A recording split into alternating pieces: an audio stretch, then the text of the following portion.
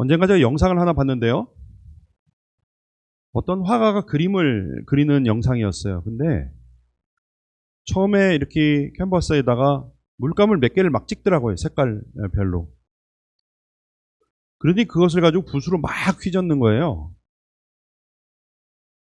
그러니 좀 있다가 또 물감을 전혀 다른 색깔을 막 찍으면서 또 막 붓을 움직이는 거예요. 근데 어느 정도 시간이 지나가니까 굉장히 놀라운 아름다운 그림이 되는 것을 본 적이 있습니다. 조그만 캔버스는 그렇다 치는데 어떤 건 제가 본 거는 굉장히 큰 사람 키보다 더 큰 이런 캔버스에다가 그냥 물감을 페인트를 뿌리는 거예요. 촥 뿌리고 촥 뿌리고 촥 뿌리고 그리고 붓으로 막 쓱쓱 문지르기 시작하는데 저는 이제 그림에 대해서 좀 무식한 관계로 저거 망쳤다 저는 생각했어요. 잘못해가지고 막 사방으로 튀었어요. 그러니까 저거 그림 망치겠다.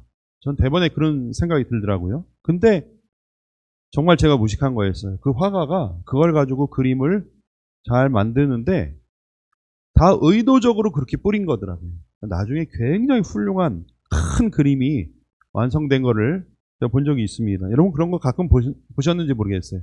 요즘 유튜브 같은 데 많이 올라오더라고요.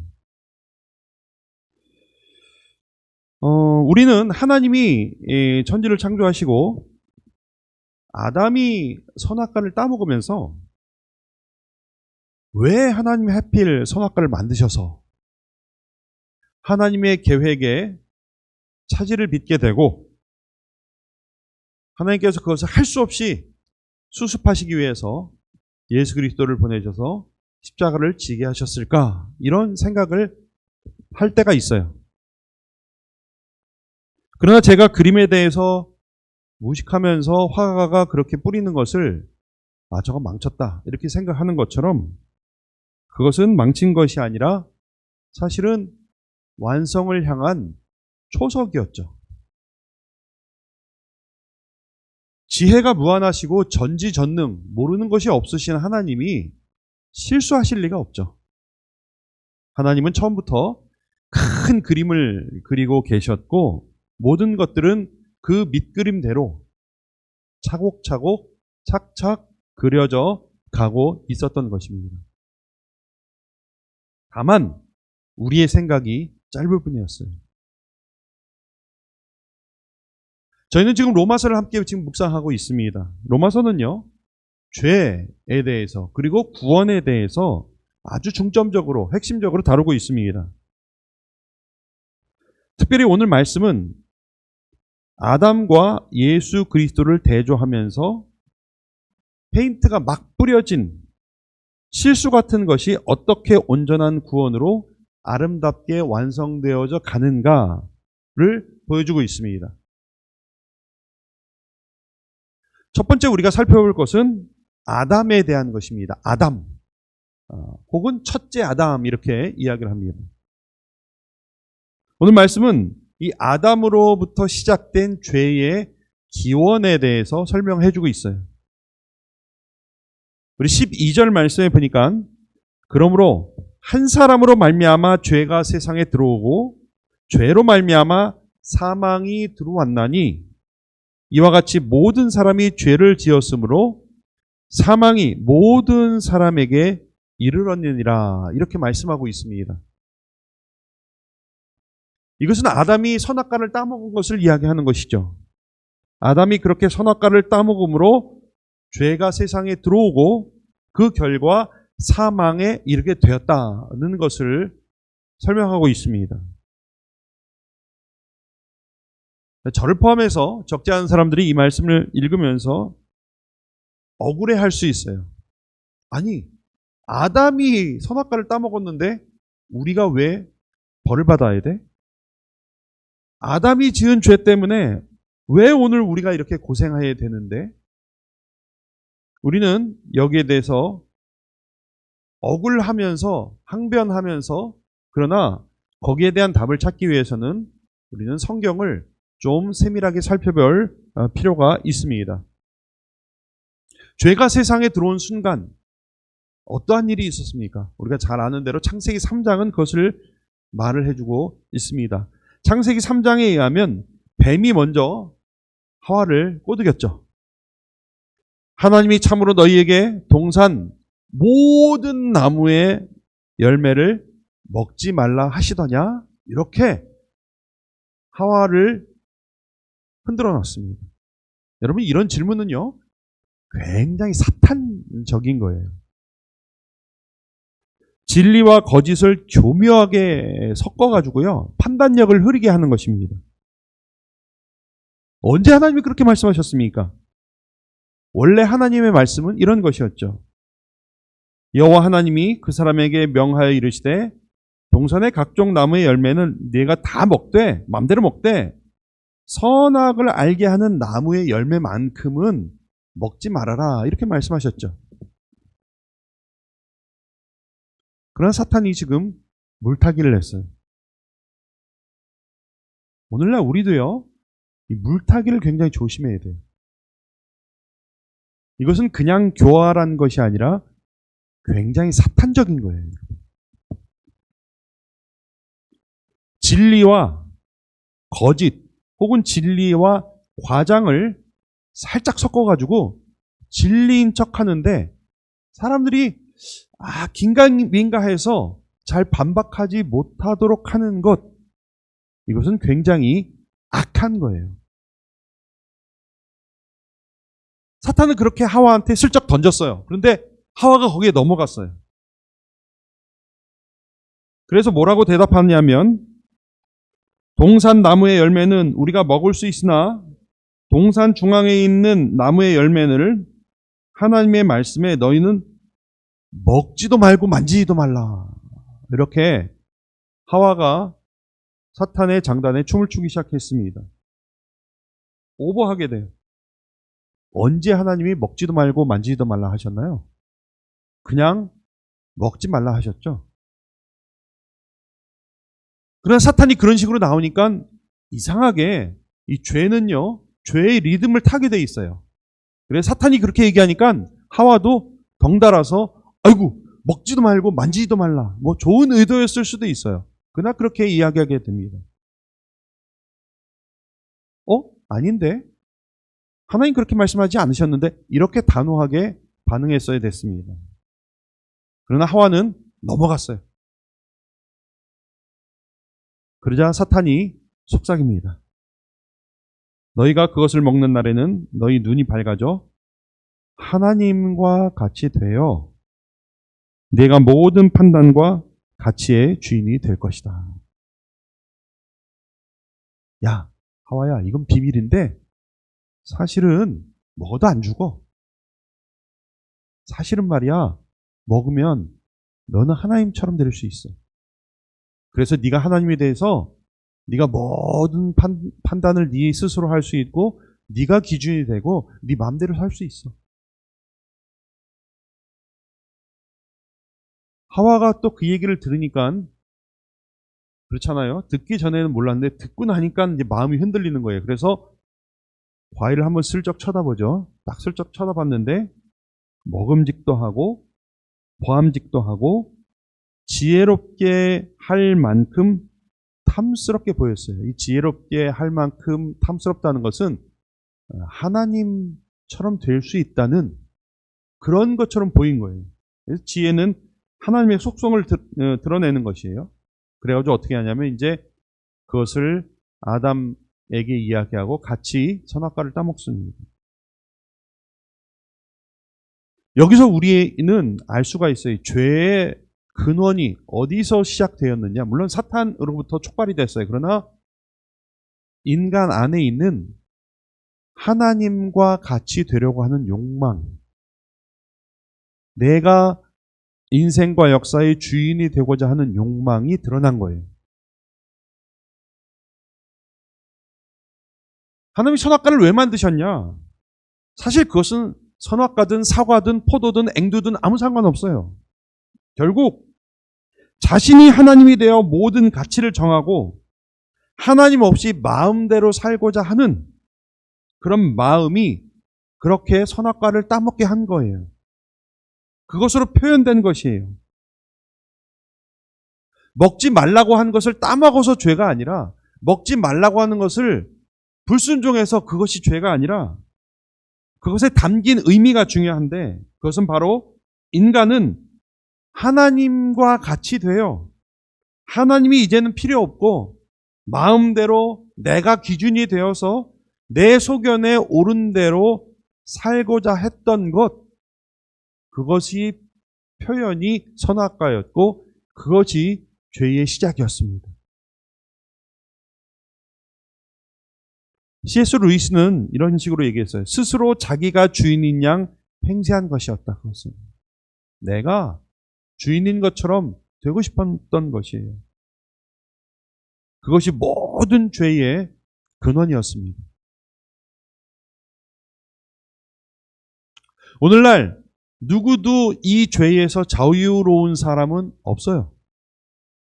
언젠가 모든 인간은 스스로 결정을 해야만 했습니다.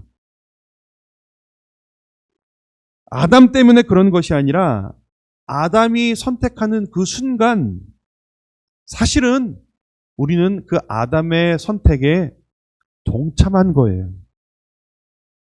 우리도 그 자리에 있었던 거예요. 물리적으로 우리의 몸과 영혼이 거기에 있었다는 얘기는 아니에요. 그러나 우리는 에덴에서 아담이 선악과를 따먹을 때, 하나님을 등질 때 거기에 동참했어요. 함께 있었던 것입니다. 다만 아담이 대표로 그렇게 한 것뿐이에요.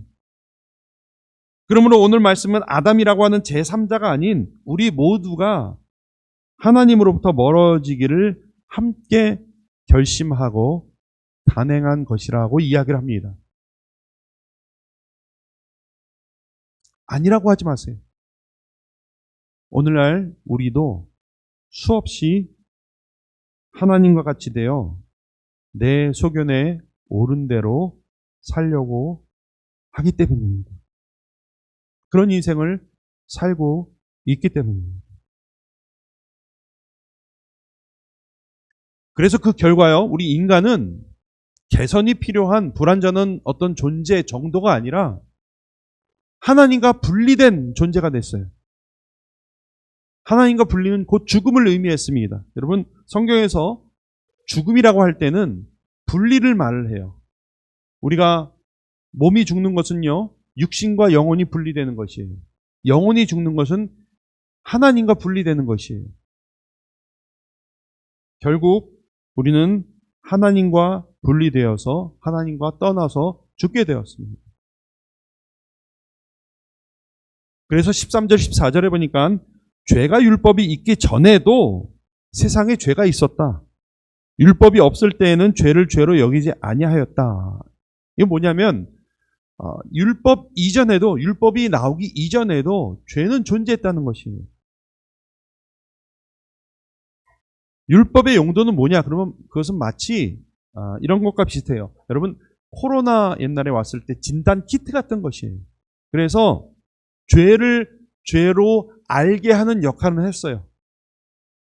그래서 율법을 사람한테 줌으로 그전에는 죄인인 것조차 어쩌다 깨닫지 못했어요. 양심으로 깨달아야 했지만 그렇지 못했어요. 그래서 율법을 주심으로 말미암아 우리가 죄인인 것을 알게 하셨어요. 다만 그것은 진단을 하는 데는 소용이 있었지만 치료를 하는 데는 소용이 없었습니다. 여러분, 진단 키트로 코로나 진단을 한다 한들 코로나가 낫지는 않습니다. 그것은 백신이 아니에요. 치료제가 아니에요. 마치 그런 것처럼 하나님이 율법을 우리에게 주심으로 말미암아 우리의 상태, 우리의 상황을 알게 하신 것입니다. 그 결과 14절 말씀처럼 사망이 왕노릇하게 되었다. 성경이 이렇게 말합니다. 여러분, 굉장히 이것은 아이러니한 거예요. 내가 왕이 되려고 했는데 왕이 되지 못하고 사망이 왕노릇을 해요. 내가 왕노릇 좀 해보려고 그랬는데 그렇게 되지 않고 사망이 왕노릇하게 되었다. 이것이 바로 아담을 필두로 한 과거에 나를 포함한 모든 인류의 상태였습니다. 자, 둘째로 이제 우리는 예수님에 대해서 살펴봐야 됩니다. 소위 두 번째 아담에 관한 말씀이 나와 있습니다. 첫 번째 아담으로 말미암아 시작된 죄의 해결책으로 하나님은 예수님을 우리에게 보내셨습니다. 오늘 15절부터 보니까 그러나 하면서 정확히 반대되는 것을 설명하고 있습니다. 그러나 아담으로 말미암아 죄가 들어온 것처럼 이제는 예수님으로 은혜의 선물을 받게 된 것입니다. 이 선물로 인해 죄인들은 의롭다 하심에 이르게 된 것입니다. 그리고 사망이 아니라 생명이 왕노릇하게 되었습니다. 우리 아까 읽었습니다마는 오늘 말씀 다시 한번 보세요. 그러나 이 은사는, 성경에서 나올 때 은사라는 말은요, 은혜라는 말과 바꿔 읽어도 큰 지장 없습니다. 그러나 이 은혜는 그 범죄와 같지 아니하니 곧 한 사람의 범죄를 인하여 많은 사람이 죽었은즉 더욱 하나님의 은혜와 또한 한 사람 예수 그리스도의 은혜로 말미암은 선물은 많은 사람에게 넘쳤느니라. 또 이 선물은 범죄한 한 사람으로 말미암은 것과 같지 아니하니 심판은 한 사람으로 말미암아 정죄에 이르렀으나 은사는 많은 범죄로 말미암아 의롭다 하심에 이름이니라. 저만 읽으니까 지루해서 같이 읽겠습니다. 시작. 한 사람의 범죄로 말미암아 사망이 그 한 사람을 통하여 왕노릇하였은즉 더욱 은혜와 의의 선물을 넘치게 받은 자들은 한 분 예수 그리스도를 통하여 생명 안에서 왕노릇하리라. 그런즉 한 범죄로 많은 사람이 정죄에 이르는 것 같이 한 의로운 행위로 말미암아 많은 사람이 의롭다 하심을 받아 생명에 이르렀느니라.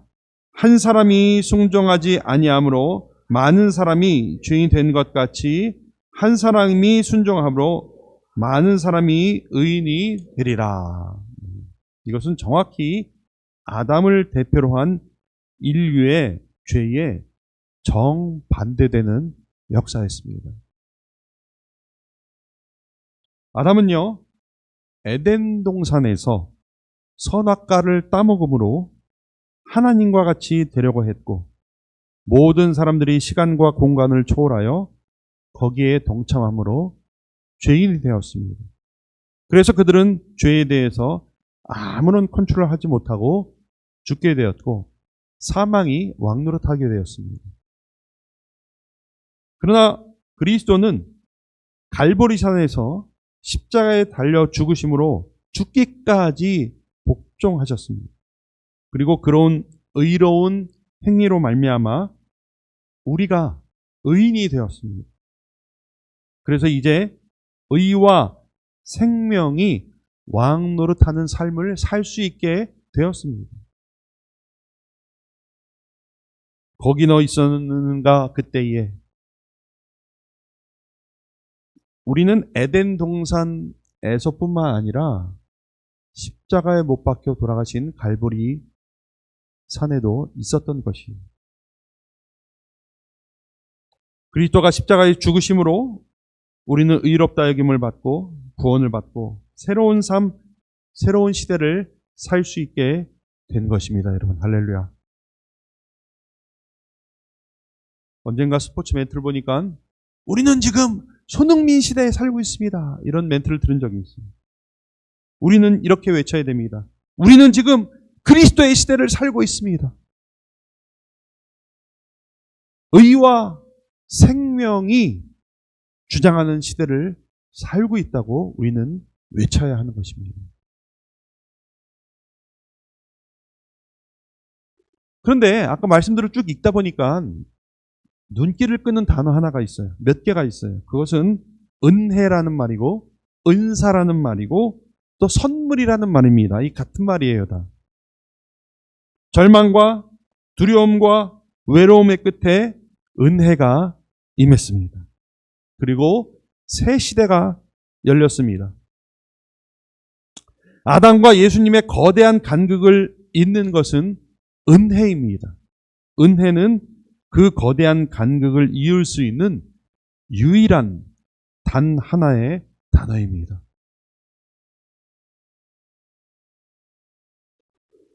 그런데 우리는 너무나도 자주 은혜를 대충 받아들일 때가 있어요. 은혜를 어느 정도로 생각하냐면 그냥 인생의 어려운 때에 하나님이 도움을 주신 것 정도를 은혜로 생각합니다. 혹은 찬양하다 감동하면 그것을 은혜라고 얘기합니다. 혹은 목사가 설교를 잘못하고 졸리면 은혜 떨어졌다 이렇게 얘기합니다.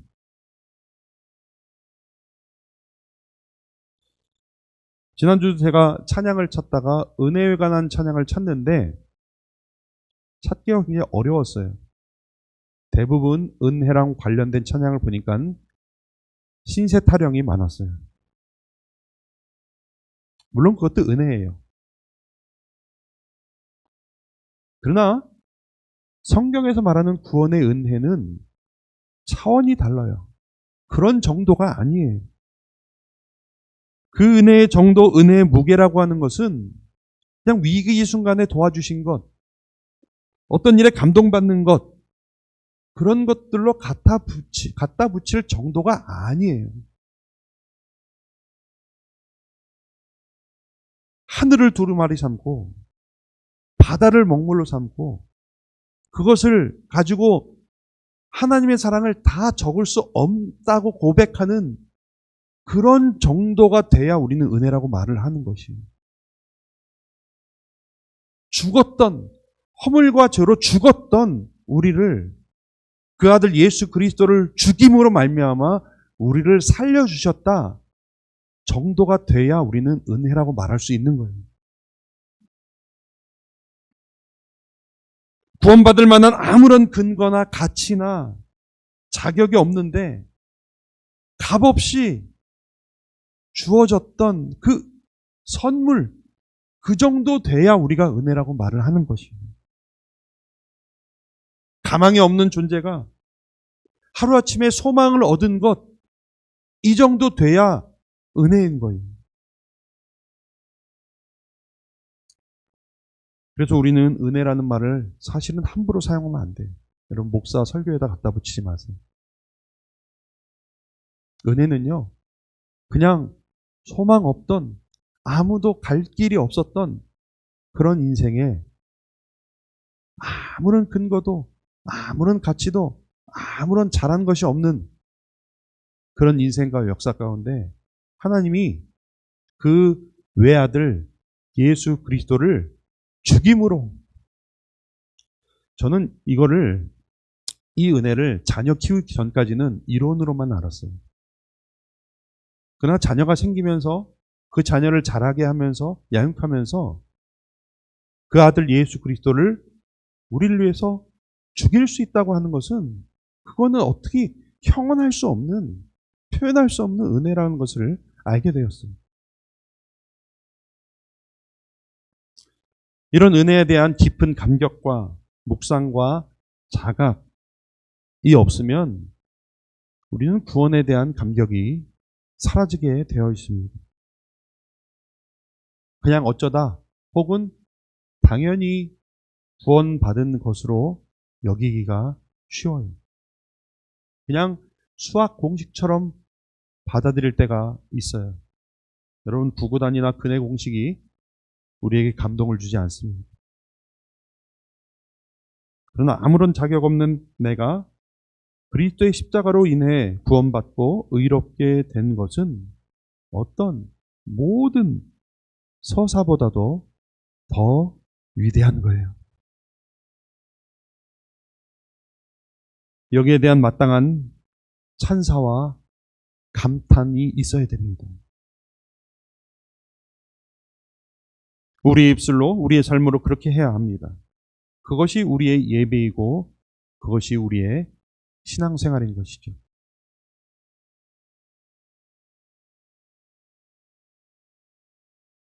이제 마지막으로 우리가 살펴볼 것은 우리 자신입니다.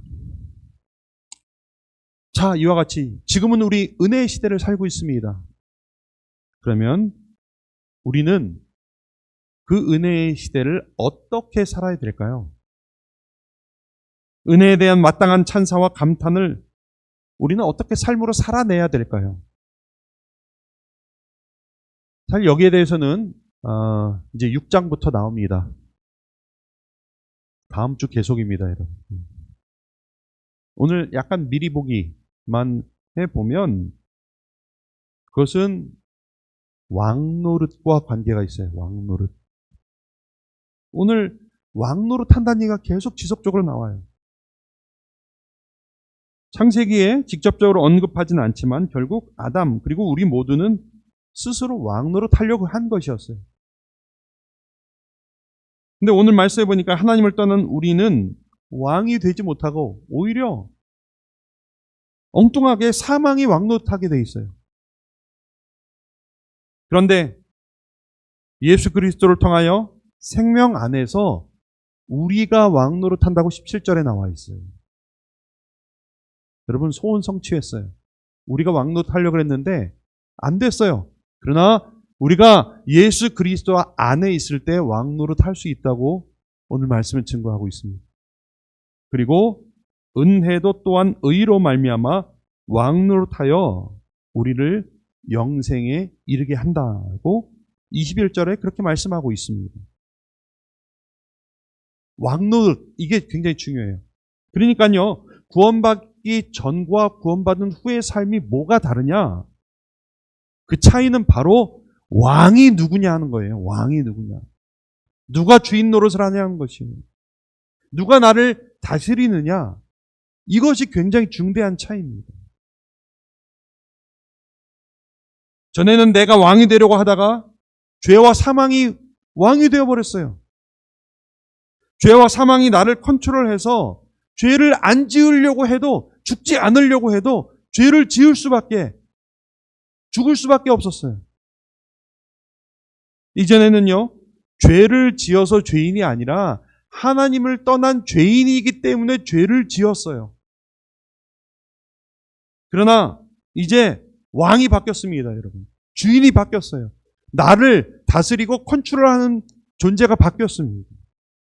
이제는 은혜가 나를 다스리기 때문에 죄와 싸워서 이길 수 있는, 극복할 수 있는 기반이 생겼어요. 그래서 이전까지는 의미가 없었어요. 그러나 이제부터는 우리의 몸부림 하나하나, 조각 하나하나가 다 의미 있고 가치가 있게 되었습니다. 전에는 그렇지 않았지만 이제는 주의 뜻대로 살 수 있게 되었고 그분의 거룩함에 참여할 수 있게 되었고 영광에 동참할 수 있게 되었습니다. 그러므로 우리는 분명히 해야 됩니다. 내가 누구의 다스림을 받는가? 나의 왕이 누구인가? 나를 다스리는 존재가 누구인가?